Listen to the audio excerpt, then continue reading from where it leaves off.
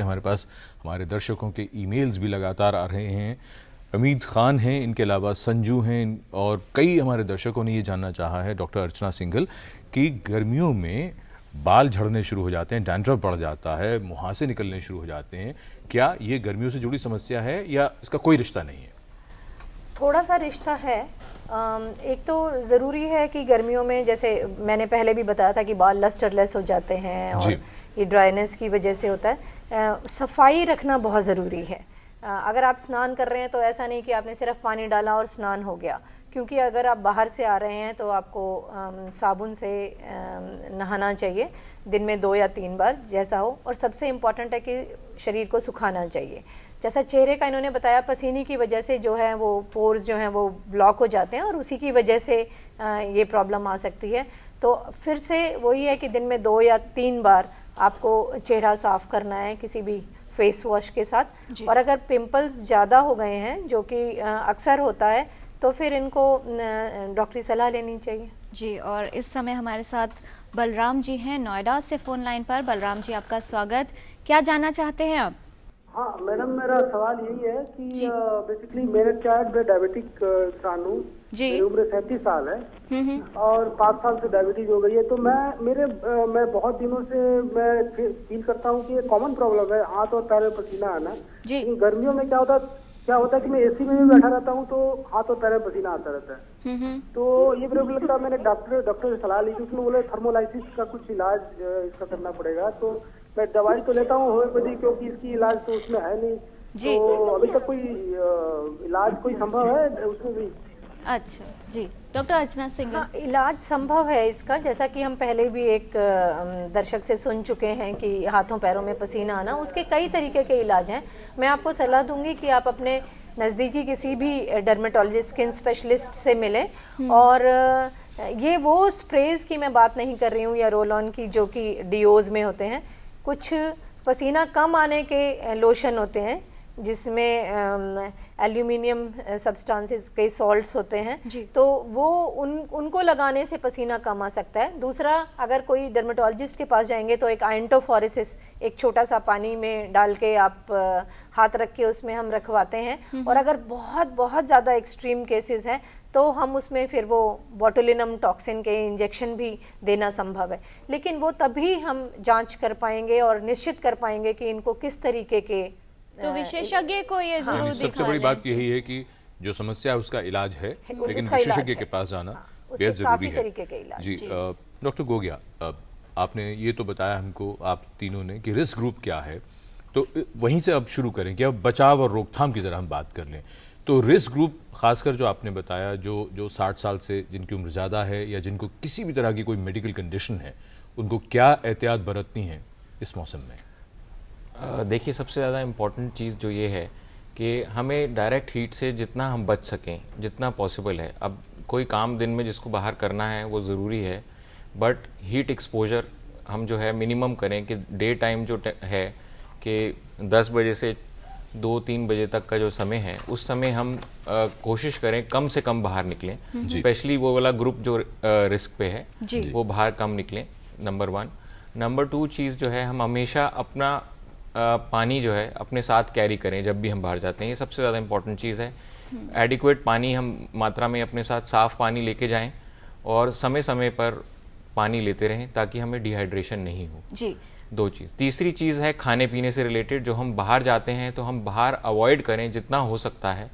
जो road side food है, cut fruits हैं, सैलेड है, कच्ची चीज़ें हैं, इनको हमने सबसे ज़्यादा अवॉइड करना है, क्योंकि इससे इन्फेक्शन हो जाएगा और जिससे बहुत आगे जाके प्रॉब्लम्स होती हैं। जी, डॉक्टर अर्चना सिंघल, वैसे तो अवॉइड करना चाहिए बाहर जाना, लेकिन कुछ ऐसे लोग भी हैं जिन्हें पूरा दिन धूप में बाहर ही रहना पड़ता है।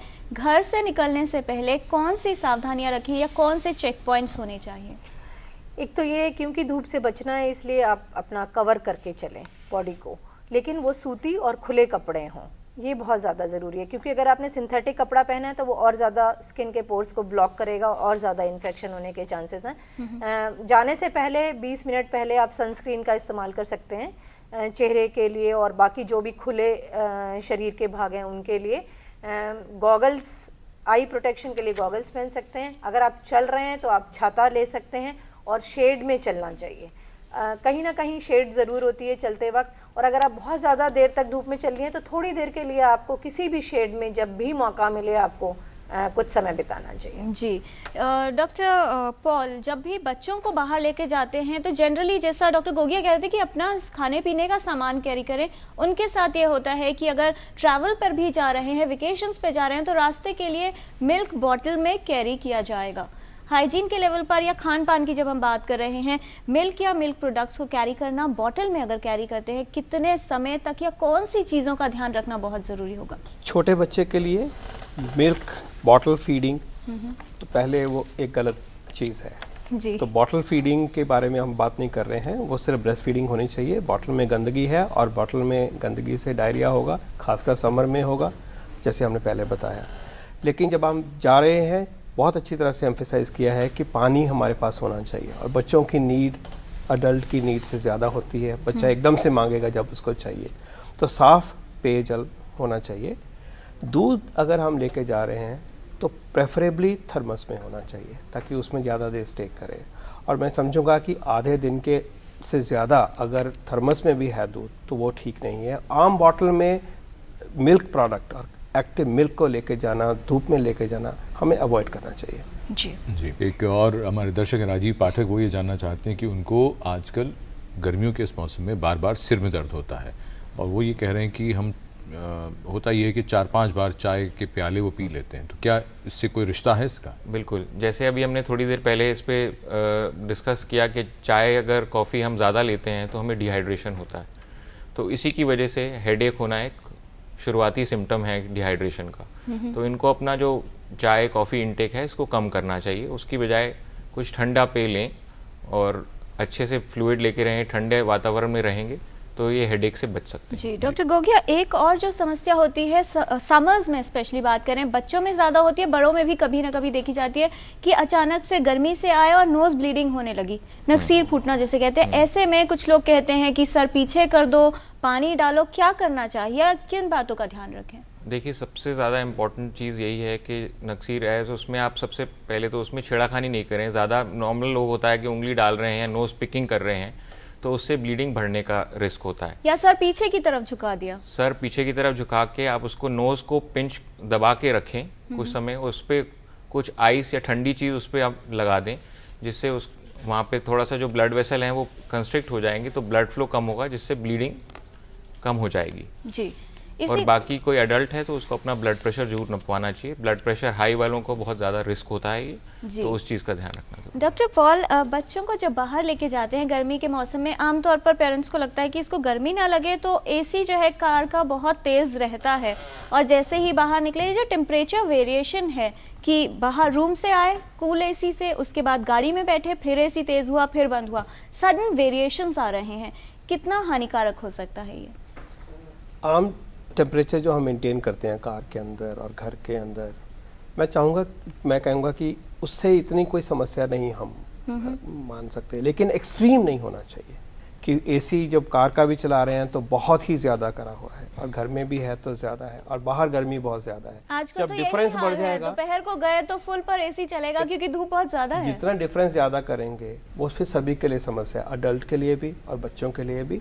तो वो संयम की जो बात कही ना आपने, बैलेंस की बात कही, उसी के ऊपर ही बात लौट के आती है। खासकर बच्चों के लिए एक्सट्रीम सिचुएशन, अच्छाई वाली, हाई गर्मी वाली, हाई ठंडापन वाली, ये सब दोनों बातें ठीक नहीं। जी।